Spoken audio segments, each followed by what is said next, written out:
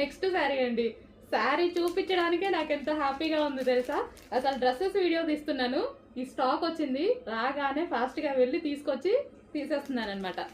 ఎంత డిమాండ్ ఎలా అడుగుతున్నారంటే నేను 1000 పీసెస్ ఆర్డర్ ఇచ్చానండి. రీస్టాక్ చేయడానికి మనకి 1 మంత్ టైం పట్టింది. బట్ ఈరోజు 200 మాత్రమే రెడీగా ఉన్నాయి. ఏ టైం వరకు ఉంటాయో చెప్పలేము.